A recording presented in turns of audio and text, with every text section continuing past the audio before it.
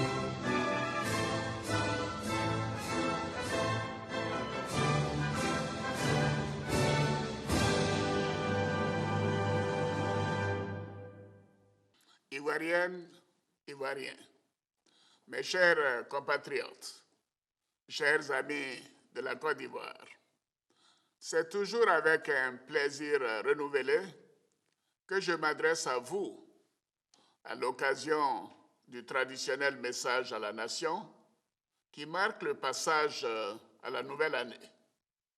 C'est aussi l'occasion de faire le bilan de l'année écoulée et de partager avec vous les défis et les enjeux pour la poursuite du développement socio-économique de notre beau pays.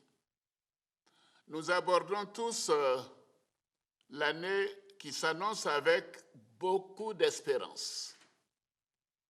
Mes chers compatriotes, l'année 2020 qui s'écoule a été difficile.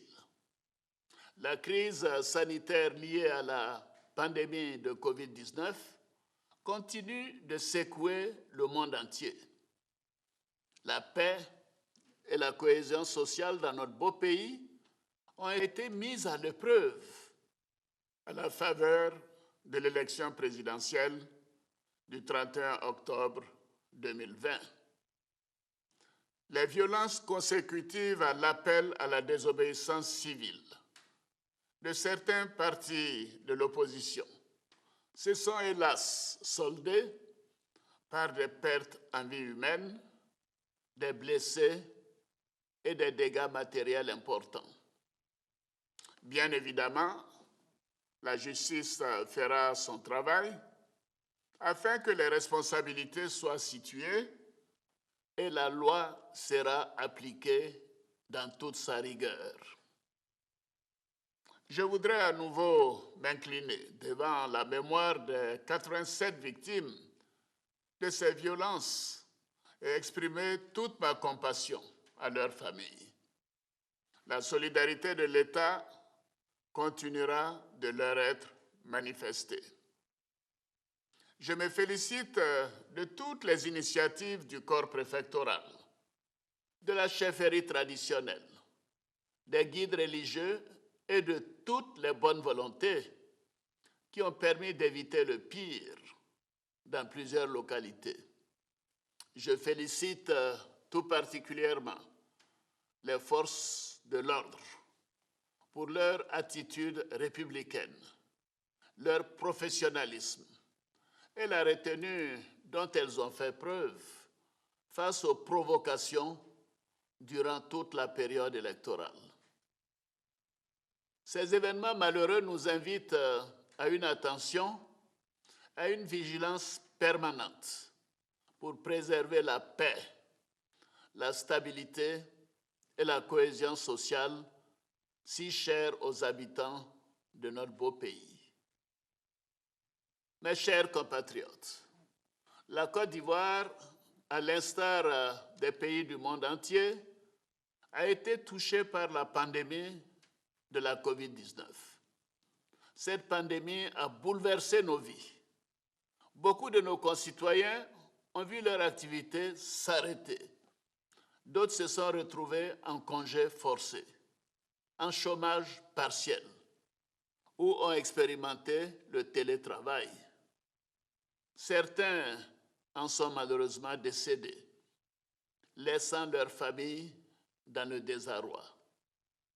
L'appareil productif de notre pays a connu un ralentissement avec une révision du taux de croissance du produit intérieur brut à environ 2% cette année 2020, contre environ 7,2% initialement prévu, ainsi qu'une baisse des marges financières de l'État. Dès l'apparition du premier cas dans notre pays le 11 mars 2020, le gouvernement en a fait une priorité avec l'appui de nos partenaires de développement, en particulier l'Organisation mondiale de la santé, l'OMS.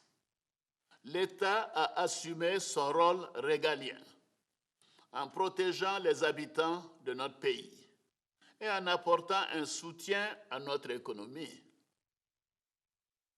Le gouvernement a d'abord mis en place un plan de riposte sanitaire d'urgence d'une valeur de 95 milliards 880 millions de francs CFA. Le dispositif sanitaire de ce plan comprend notamment le renforcement des moyens de prévention avec l'acquisition de 240 millions d'unités de masques, dont 180 millions distribués gratuitement au personnel soignant et aux populations à fin décembre.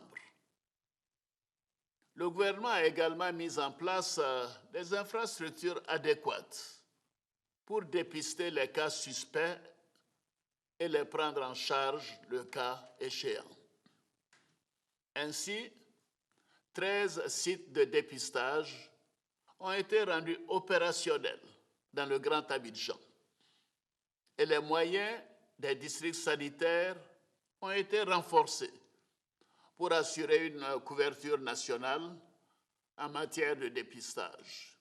Cela a permis de tester environ 240 000 échantillons à la mi-décembre et les cas confirmés pris en charge gratuitement. Une capacité d'hospitalisation de plus de 600 lits additionnels a été mise en place à Abidjan et dans les 11 villes de l'intérieur du pays. Ce dispositif donne des résultats très encourageants. À la date du 30 décembre 2020, notre pays compte 22 366 cas confirmés, dont 21 909 guéris, soit un taux de guérison d'environ 98%, 320 cas actifs et malheureusement 137 décès. Le taux de létalité est d'environ 0,61% en Côte d'Ivoire, soit l'un des plus bas en Afrique et à l'échelle mondiale. Le taux de positivité qui reste autour de 5% depuis septembre 2020 montre que la pandémie est maîtrisée. Un plan de soutien économique, social et humanitaire de 1 700 milliards de francs CFA a ensuite été mis en place pour apporter un concours financier direct aux populations, aux grandes entreprises, aux petites et moyennes entreprises, les PME, et aux entreprises du secteur informel. Cette approche qui couvre l'ensemble des composantes de notre tissu économique a permis d'atténuer l'impact de la crise.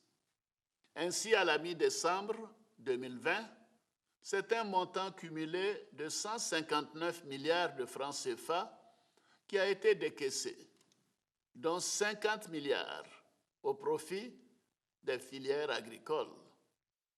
Cet effort a servi à soulager sur toute l'étendue du territoire 156 000 ménages défavorisés, 60 300 acteurs du secteur informel, 570 petites et moyennes entreprises, 68 grandes entreprises et de nombreux acteurs des filières agricoles. La Côte d'Ivoire est citée en exemple pour sa gestion judicieuse et rigoureuse de cette crise. La mise en œuvre dynamique et efficiente de nos différents plans a permis de réduire le taux de contagion et de décès, limitant ainsi les impacts économiques et sociaux.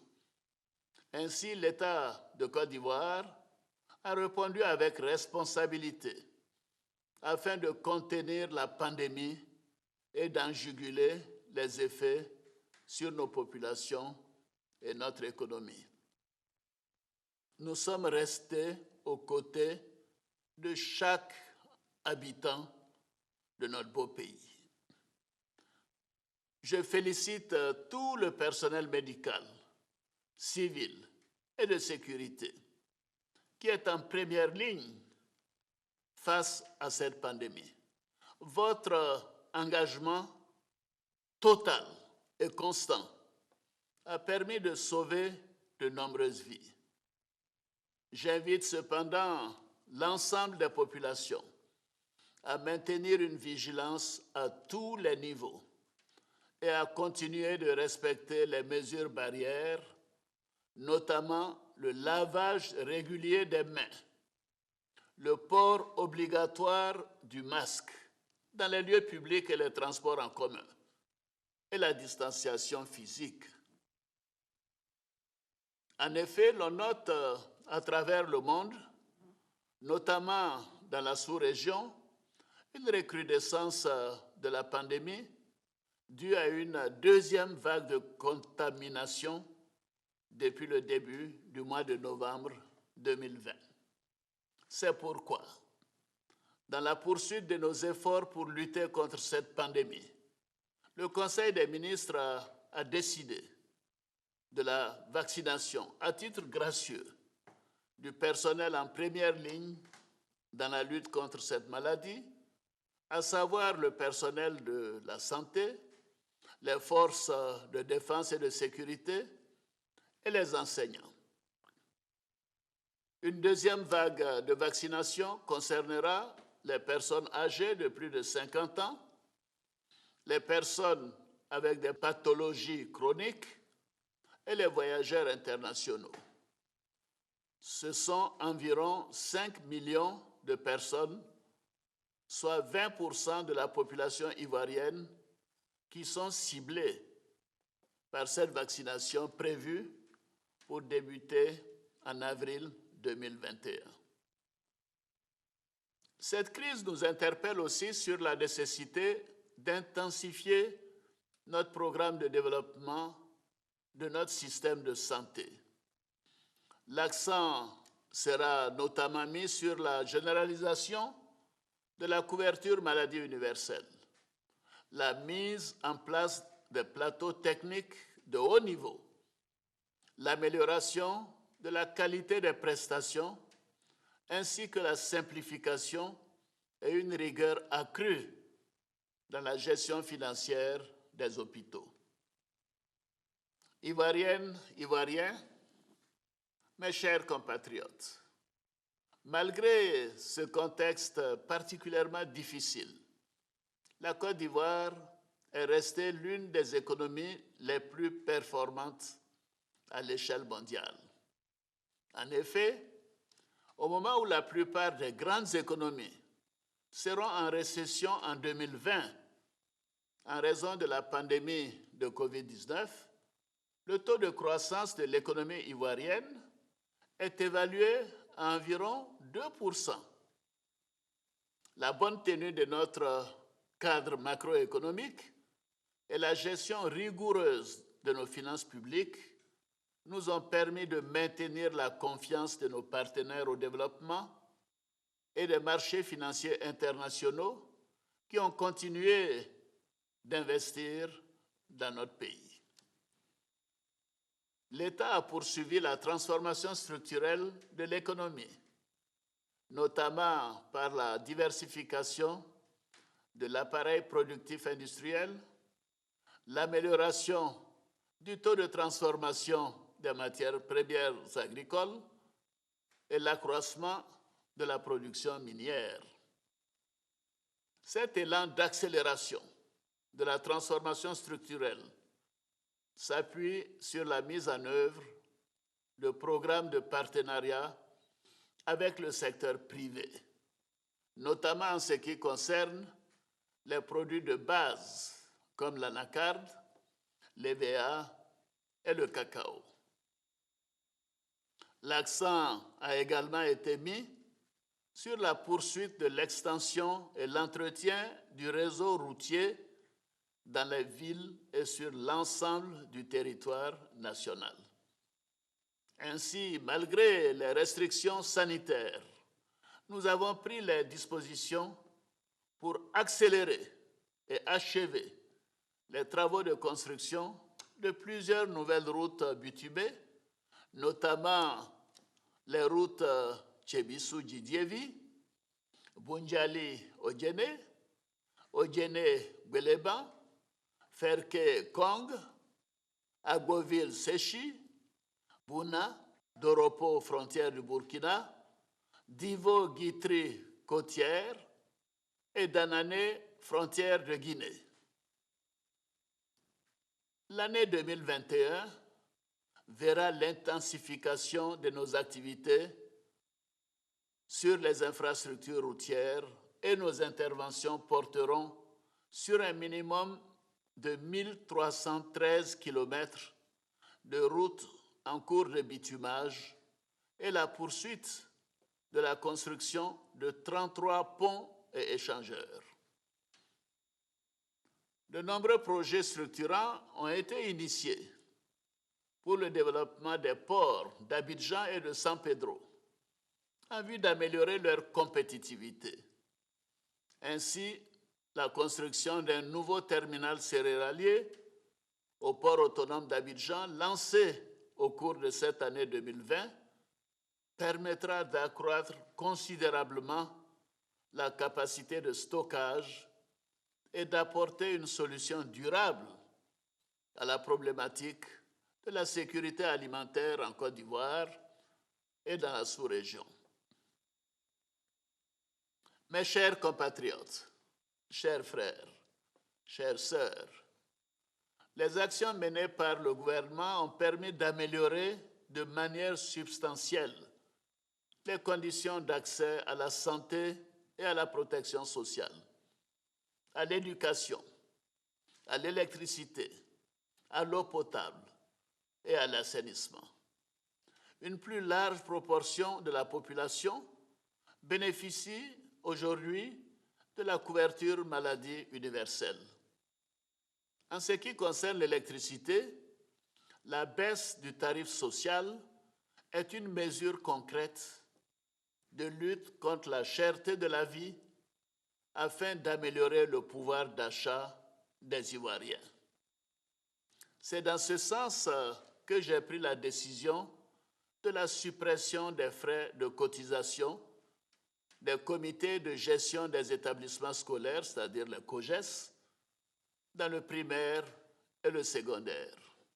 Ainsi, à compter de janvier 2021, les frais COGES seront pris en charge par le gouvernement et les collectivités locales afin de soulager davantage les parents d'élèves et de favoriser un accès plus aisé et équitable à tous les enfants de Côte d'Ivoire.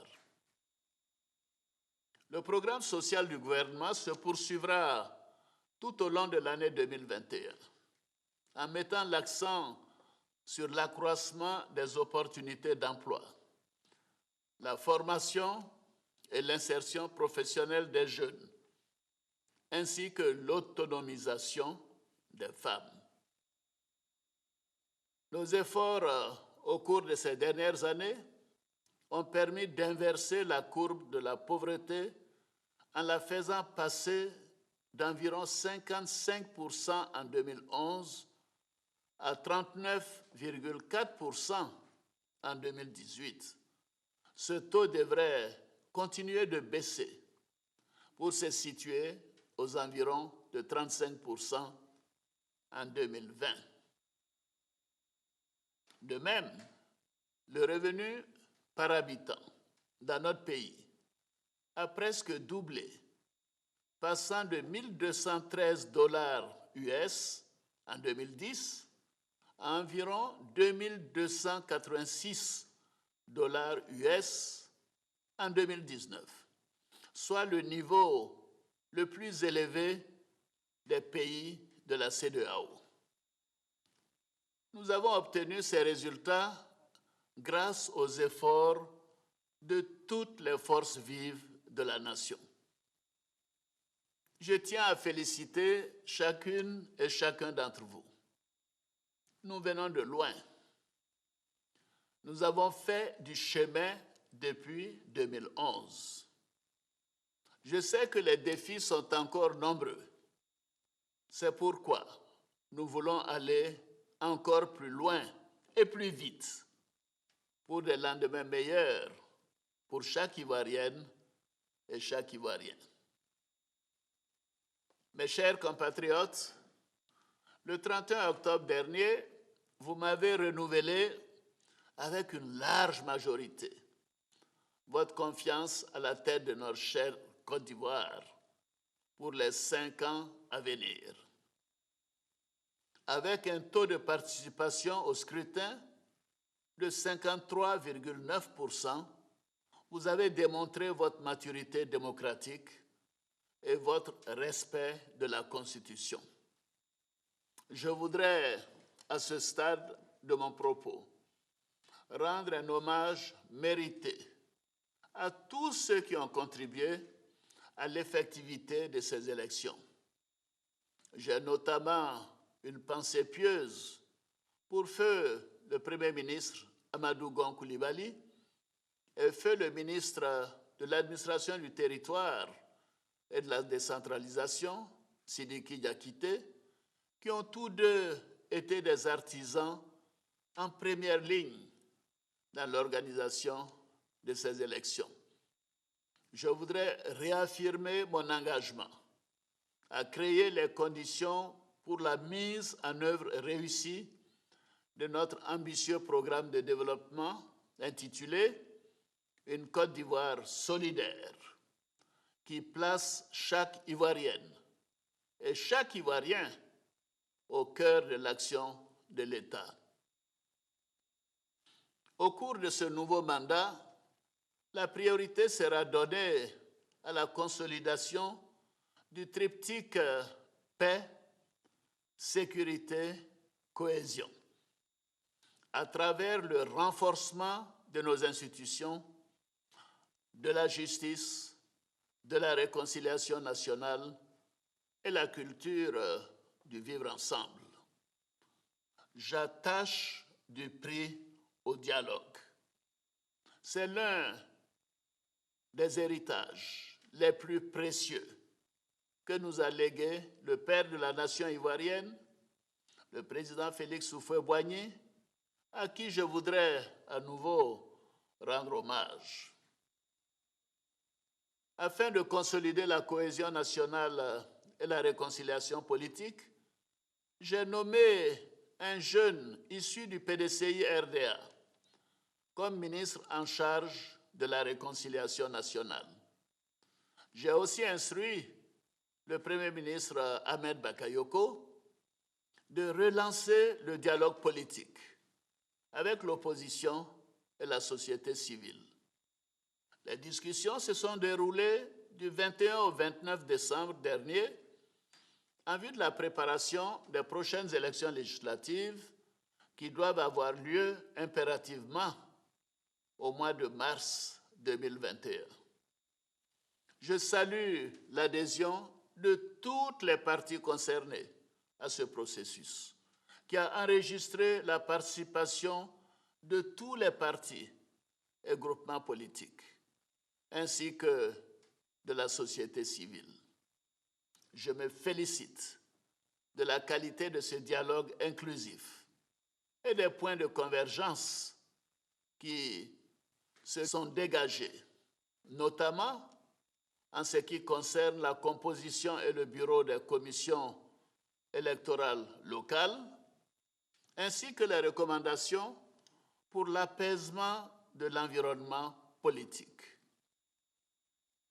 Je note la décision de mettre fin au mot d'ordre des désobéissances civiles, annulant ainsi le CNT et le boycott actif. Je me réjouis de la mise en liberté sous contrôle judiciaire de certains inculpés détenus à titre préventif dans le cadre des procédures judiciaires ouvertes pour complot et atteinte à l'autorité de l'État commis à l'occasion de l'élection présidentielle du 31 octobre 2020. J'ai procédé également à la signature d'un décret accordant une grâce collective à environ 2000 de nos concitoyens condamnés pour des infractions mineures. Mes chers compatriotes, je suis confiant qu'avec l'implication de tous, ce grand chantier de la réconciliation sera conduit avec succès. Pour ma part, je ne ménagerai aucun effort pour garantir la paix et la stabilité à nos concitoyens.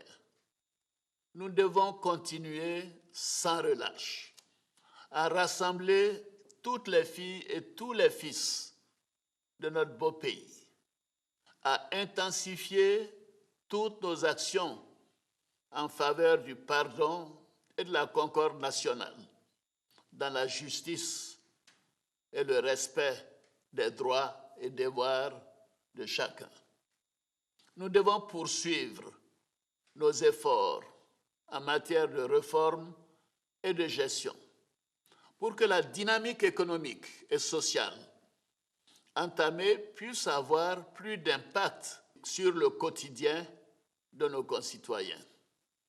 Dans ce contexte, je veillerai au renforcement de la lutte contre la corruption et à la consolidation de la bonne gouvernance.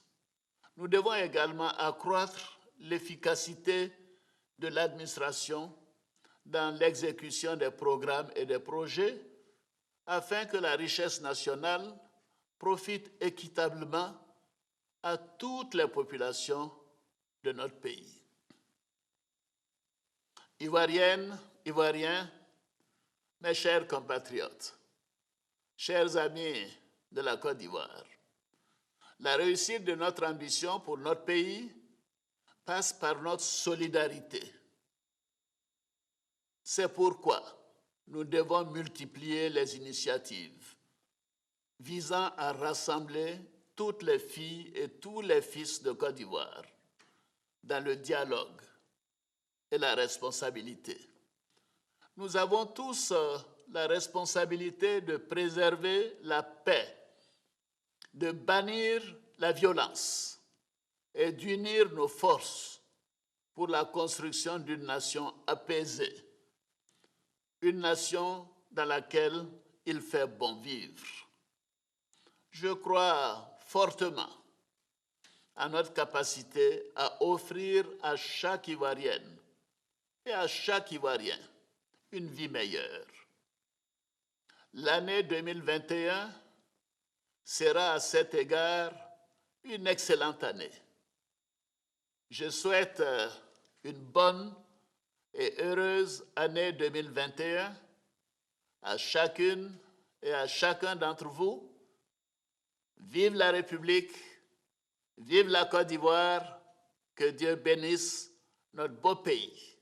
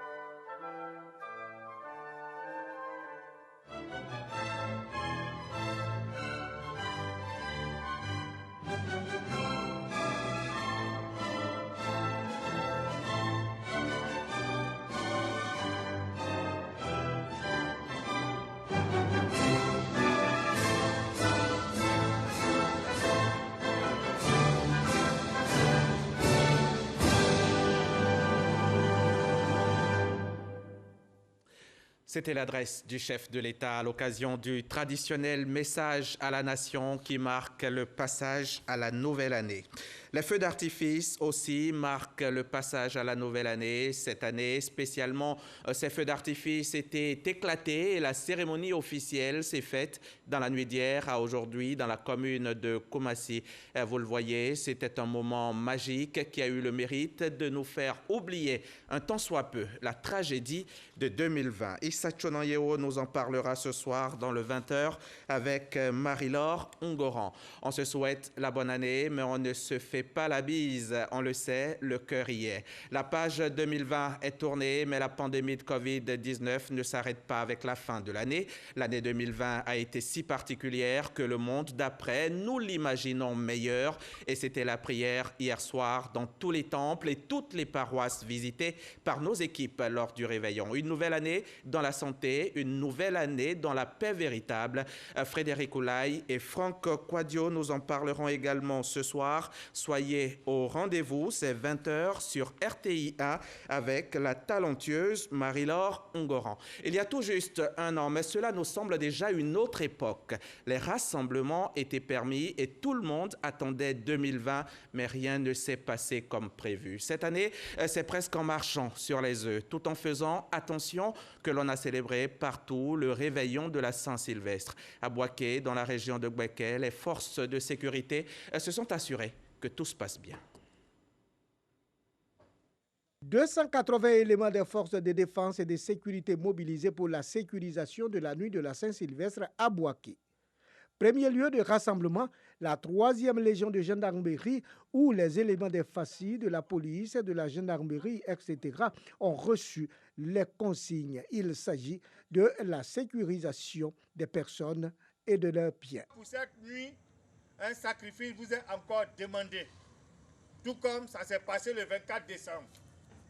C'est-à-dire veiller à la sécurité des personnes et des biens, mais surtout veiller à la quiétude et à la sécurité de tous ceux qui seront en train de fêter ce soir. C'est pour cela qu'en plus des éléments habituels, il y a des éléments qui sont là en renfort. Les équipes seront en mixité. Il faut agir ainsi. Si chacun a le droit de rendre compte à son chef, chacun a le devoir d'exécuter les ordres qu'il va recevoir du chef de contingent. Les lieux de culte, les endroits névralgiques de la ville ont ainsi enregistré la présence des forces de défense et de sécurité. Cette sécurisation de la ville rentre dans le cadre de l'opération Mirador lancée le 15 décembre 2020 par les hauts commandements de l'armée. Feux d'artifice, constellations d'étoiles illuminant le ciel de Boaké. C'est ainsi que les populations ont accueilli 2021. C'était un reportage de nos confrères de RTI Boaké. De retour ici à Abidjan. Ils sont deux. Ils sont nés il y a seulement quelques heures au CHU d'Angré à l'orée de 2021. Avec eux, on oublie 2020 qui est derrière nous. Place à une année d'espoir où on espère que tout se passera bien. Eugène Akawele a rendu visite à ces nouveau-nés dans la nuit, les bras chargés de cadeaux. Question de leur souhaiter la bienvenue dans un monde en proie à tant de difficultés. CHU d'Angré ce jeudi 31 décembre. Il est minuit quand le ministre de la Santé et de l'Hygiène publique arrive dans l'établissement. Direction, le service de gynécologie obstétrique. Ici, peu avant minuit, ce service a reçu et fait accoucher 2 femmes. Une par césarienne qui était toujours au bloc opératoire lors de notre passage et une autre par voie basse. En tout cas, ça s'est bien passé. Elle est sage, elles ont été gentilles. Je voulais dire merci à monsieur le ministre pour tout ce qu'il a fait. Nous avons eu 2 bébés, un bébé masculin et un bébé féminin. L'autre, la première, elle est arrivée à 20h42. Elle a accouché à minuit 1 minute. Et la seconde est arrivée à 23h. Elle a accouché à minuit 3. Le ministre Akaoulé a été présenté au nouveau-né. Il a également rassuré le personnel soignant de tout mettre en œuvre pour réduire toute forme de mortalité maternelle dans les établissements hospitaliers. Nous souhaitons à ce jeune couple une bonne et heureuse année 2021 et à chacun de nous, à toute la population ivoirienne, une bonne et heureuse année 2020. La bataille n'est pas gagnée. Il y a de gros risques en ce moment. Depuis 4 jours, les chiffres augmentent, les cas positifs augmentent. Et nous voudrions saisir cette occasion pour demander à nos compatriotes de respecter les mesures barrières. Le centre hospitalier et universitaire CHU d'Angré est situé dans la commune de Cocody. C'est le 5e CHU de notre pays avec une capacité d'accueil de 250 000. Bonne et heureuse année donc à tous ces petits, tous ces tout petits qui nous rejoignent dans le rude combat sur Terre. Car nous sommes en 2021, mais le monde est toujours cadenassé par le coronavirus. Noël et jour de l'an sacrifiés du fait du monstre. Il faut savoir faire les bons choix au bon moment, le respect des gestes barrières. Voilà le choix à faire.